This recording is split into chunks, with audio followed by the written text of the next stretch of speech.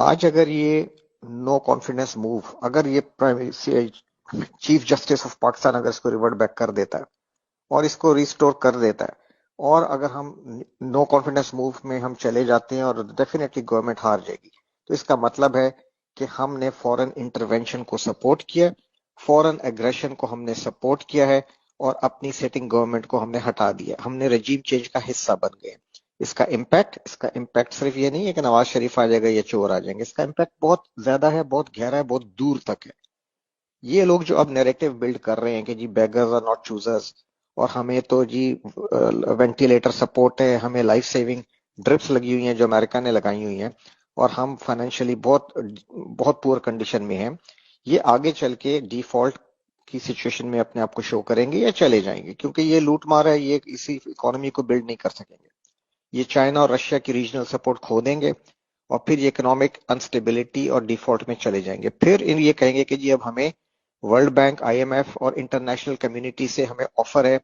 कि हम अगर न्यूक्लियर एसेट्स अपने तल्फ कर दें पीसफुली, तो हमें जो है इंटरनेशनल सिक्योरिटी गारंटीज दी जाएंगी, और हमें जो है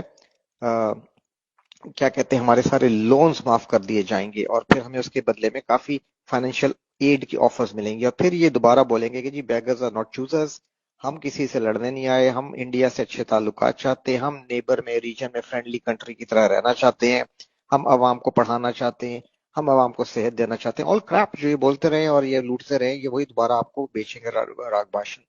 और हम अपने न्यूक्लियर एसेस गिव अप कर देंगे, क्योंकि उस वक्त हमारे पास कोई ऑप्शन नहीं होगी, और हम पे बहुत ज्यादा इंटरनेशनल प्रेशर होगा, और आपकी अपनी गवर्नमेंट, सिटिंग गवर्नमेंट उसको सपोर्ट करेगी।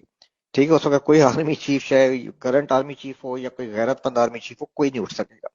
और फिर आप न्यूक्लियर एसेट्स अपने डिफेंड करेंगे, इंटरनेशनल जो मॉनिटरिंग एजेंसीज हैं वो आएंगी, और आपके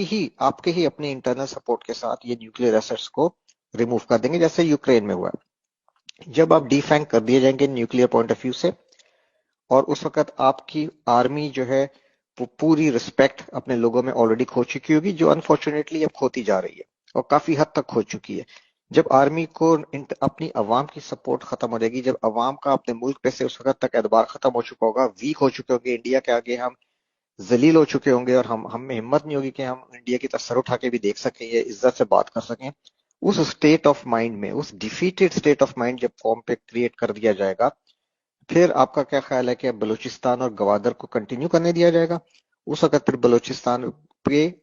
ये जितनी वॉर है ये तेज कर दी जाएगी, और यूनाइटेड नेशंस के पीस कीपिंग ट्रूप्स आके गवादर पे बैठ जाएंगे। आर्मी नहीं लड़ सकेगी, आर्मी को सपोर्ट ही नहीं होगी अवाम की, आर्मी बिल्कुल अवाम के आगे अपनी रिस्पेक्ट खो चुकी होगी, और लोग कोई इवन जवान और अफसर नहीं अपने ऑफिसर्स पे वो एतबार करेंगे, क्योंकि वो जनरल्स भी अपनी रिस्पेक्ट अपने रैंक और फाइल में खो चुके होंगे, चाहे वो कितने ईमानदार होंगे, लेकिन उनकी कोई रिस्पेक्ट नहीं बची होगी ये न्यूक्लियर डिफेंग होने के बाद या सिचुएशन में जाने के बाद। उसके बाद सिंध में कराची और सिंधियों के दरमियान सिविल वॉर कराई जाएगी, महाजरों और सिंधियों में। ठीक है, उस सिविल वॉर आपके घर घर में आएगी। तो जो लोग अभी घरों में बैठ के जी टीवी और जी न्यूज और ड्रामे टीवी देख रहे हैं ना, समझ रहे हैं कि ये जो नो कॉन्फिडेंस है ये सियासी अमल है, और हमारा कोई लेना देना नहीं है, हम अपने रोजे करें, अफ्तारियां करें,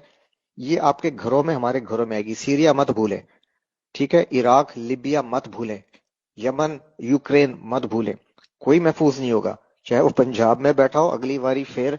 जरदारी के नारे लगा रहा हो, या अगली बारी फिर न्याजी, या एक बार फिर शेर, या जी अल्ताफ, ये आपके हमारे घरों में आग आएगी, और एक एक घर को आग लगेगी। ठीक है, और आपके इतने हिस्से बुखरे होंगे, और यही लोग बाद में, यही जो लीडर्स हैं जो यूरोप में जाके बैठे होंगे, ये आप पे फिर हामिद करजई या अशरफ गनी की तरह के बैठेंगे, या जिस तरह भी लिबिया में हफ्तार, जनरल हफ्तार बैठा हुआ है, फलाना बैठा हुआ है, ये इसी तरह ये कहानियां होंगी।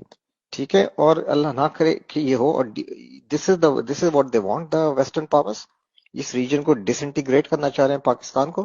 ताकि यहाँ बैठ के ये चाइना को रोक सकें, रशिया को एनसर्कलमेंट कर सकें, और इंडियन हेजुमनी यहाँ पे कायम होगी। ठीक है, तो खुदा के लिए इस चीज को समझें,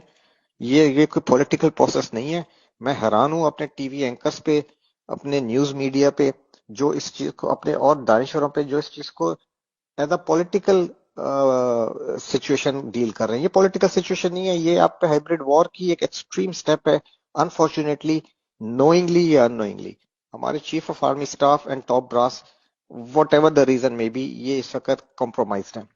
ठीक है, और ये अगर अभी कोई कुछ कर सकता है तो अवाम खड़ी हो बाहर, और या फौज के अंदर से कुछ हो। ये इस वक्त, ये इस सिचुएशन से पाकिस्तान को बचाना इस वक्त